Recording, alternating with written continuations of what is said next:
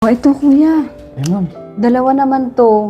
Tong isa, iuwi mo na lang to sa pamilya mo.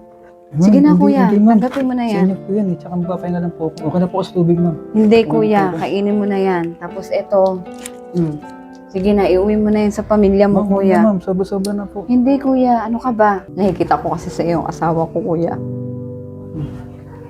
Yan din ang trabaho niya dati kuya. Pero sa sobrang laki ng sakripisyo niya sa amin, nawala siya sa amin kuya. Ay, Mama, ilang minutes po ba yung delivery natin? Nagugutom na po kasi ako eh. Ay, siguro mga 3 minutes anak, nandyan na yun. Kasi nakita ko sa kanina sa apps, malapit na siya eh. Sige po. Tao po.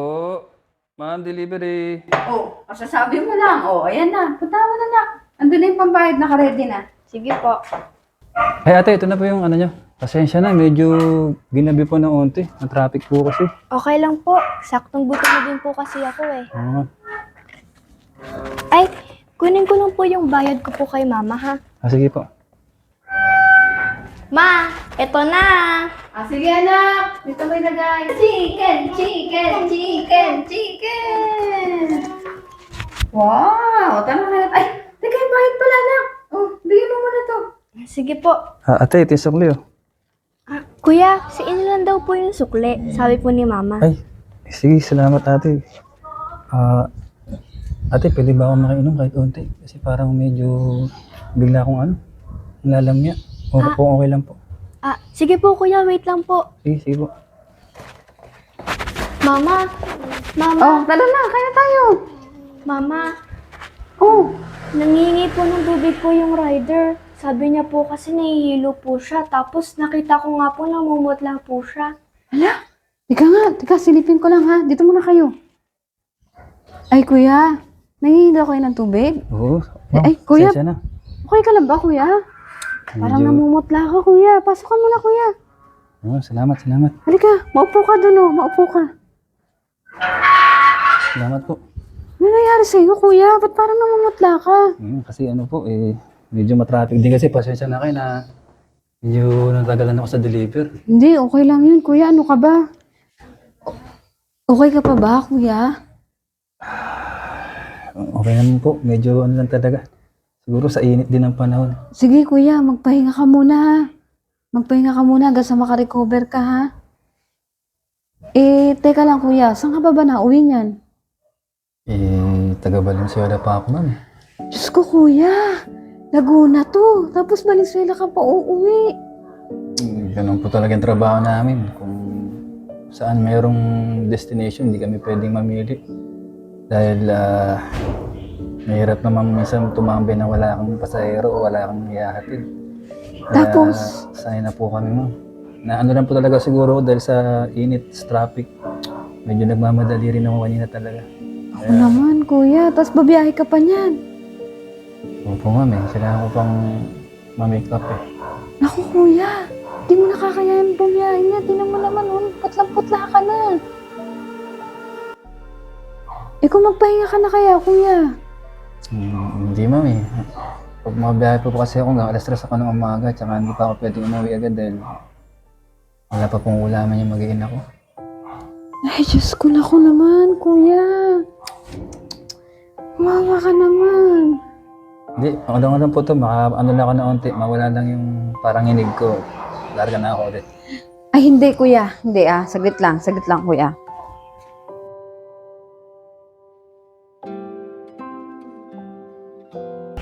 Ito, kuya. Ma'am. Dalawa naman to. Tong isa, iuwi mo na lang to sa pamilya mo. Ma'am, Sige na, hindi, kuya. Hindi, ma'am. Tanggapin mo na Sa yan. inyo po yan Tsaka magpapahinga lang po ako. Okay na po ako sa tubig, ma'am. Hindi, kuya. Kainin mo na yan. Tapos ito. Sige na, iuwi mo na yan sa pamilya mo, kuya. Ma'am, sobra-sobra na po. Hindi, kuya. Ano ka ba? Okay na yan. Kaysa naman ganyan na... Di na mo halata sa itsura mo, kuya. Kung ako yung asawa mo, hindi na kita papayagang bumiyahe. Hindi, ma'am. Ano lang po ito talaga. Minsan talaga tubig lang. Okay na ako. Hindi na, kuya. Hindi po pwede sa akin yung ganyan. Kuya, umuwi ka na, magpahinga ka na. May ulam ka na, meron ka pang isang araw na hindi ka babiyahe.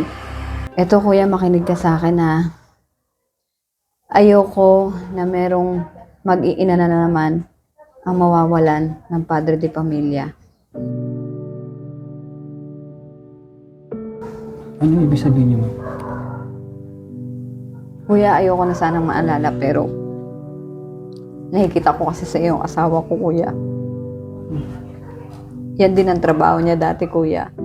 Pero sa sobrang laki ng sakripisyo niya sa amin, nawala siya sa amin, kuya.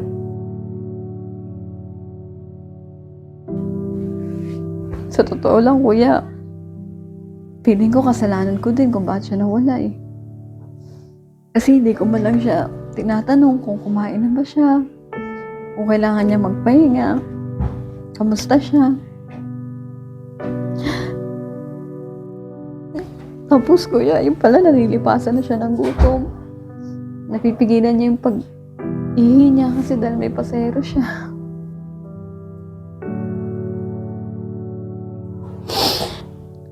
Grabe yung sakripisyong binibigay niya sa amin. Kaya kuya, please lang makinig ka sa akin, kuya. Grabe pala, kaya pala ganyan kayo ka-concern sa akin. Pero ma'am, huwag niyo rin posisihin yung sarili niyo siguro. Tama kayo, yung nature po talaga ng trabaho namin, talaga titiisin namin lahat para sa pamilya, pero baka ang ganda lang talaga siguro si sir. Pero salamat talaga ma'am sa pag-aalala. Matakpo agad sa isip ko yung sinabi niyo dahil naalala ko agad yung mag-ina ko. Kaya kuya, please lang umuwi ka na ha. Magpahinga ka na. Tapos, pero kung hindi mo pa kaya, pwede ka pa magstay dyan, kuya. Ngayon, kuya, okay lang ba, kuya? I-text mo ako kung bawa nakauwi ka na sa inyo. Para alam ko lang, ha? Sige ma'am, salamat po. Okay na po ako. Uwi na po ako. Mag-update po kasi niya agad na nasa bayan ako. Ma'am, sobrang salamat talaga dito. Okay lang, kuya. Sobrang salamat po talaga. Kuya, magdahan-dahan ka, please, ha, kuya? Sige ma'am, salamat po. Lord na po bahala magbalik sa inyo. Okay, kuya. Salamat.